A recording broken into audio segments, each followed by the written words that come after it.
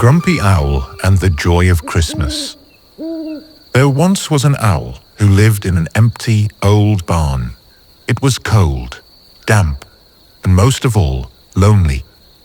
Just the way he liked it. He was a grumpy owl. One night, the owl was rudely interrupted by a man, a woman, and their donkey bursting through the door. "What are you doing in my barn?" hooted the owl to the donkey. "The guest room was full, and she's having a baby." "Well, she's making way too much noise." The owl was growing angrier by the second. "But this is a special baby," explained the donkey. "I don't give a hoot. This won't do."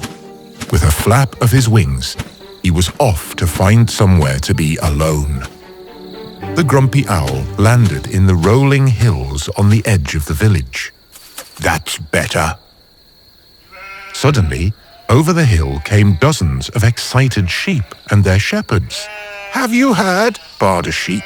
"The Savior of the world has been born in a barn." "Who told you that?" "Angels appeared in the sky and told our shepherds. Isn't that amazing?" "I don't give a hoot." "We're going to see him now. Won't you come and see?" "I just want to be left alone," the owl replied. The sheep hopped on, joining the parade of laughing, singing, and baaing. "This won't do." With a flap of his wings, he was off to find somewhere to be alone. This time, the owl flew a bit further to an empty desert. "That's better." Out from the dunes marched a camel. "Have you heard? The King of Kings has been born," he murmured. "Who told you that?" "These humans saw his special star." "I don't give a hoot." "We're bringing him gifts. Won't you come and see?" "I just want to be left alone," the owl huffed. As the camel padded on, he was followed by a line of camels and wise men following the light of a star. "This won't do." And with a flap of his wings, the owl was off to find somewhere to be alone. This time, the owl flew further than he'd ever flown before. He flew over jungles, swamps, oceans, and mountains until he reached the frozen land at the very end of the earth. All he could see was snow. All he could hear was the wind.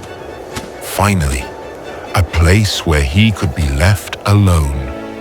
Perfect. Out of the snow sneaked a fox. "The Creator is doing something special. Can you feel it? The whole of creation is excited." "I don't give a hoot," the owl grumped. "Neither do I," replied the fox. "I just want to be left alone." "I know a place where no one will bother you," smiled the fox, with a cunning look in his eye. "Won't you come and see?" The owl followed the fox into the snowstorm. "We're here. Quick, into my burrow." "But where will you go?" asked the owl. The fox grinned, revealing his sharp teeth. "I'm not going anywhere." Suddenly, the fox leapt at the owl. The owl backed away from the fox's jaws. He flew out of the burrow and up into the air. "My barn can't be worse than this." The grumpy owl flew back over the jungles, swamps, oceans, mountains, deserts, and hills. But as he flew closer to his barn, he saw light spilling out of the doorway. So many noises.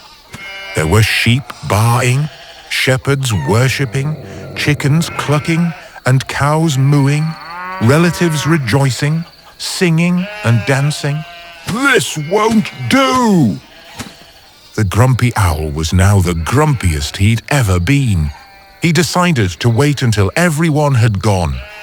All of a sudden, above all the noise, he heard the low cry of a baby.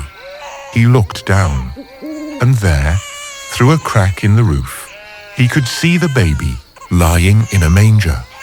Could it really be true? Was this child the special child, the Savior, the King of Kings? As he looked down into the baby's eyes, something strange began to happen. It was like the baby's gaze reached right into him, melting his ice-cold heart. It must be true. Suddenly, he began to feel something he had never felt before. A warm feeling that he didn't understand. What could it be? Joy! Not wanting to miss out, he flew inside the barn. "The Savior has been born! In my barn!" he hooted with joy. He flew throughout the village, inviting all the other animals to come and see. His urge to be left alone had disappeared. "This will do," he thought.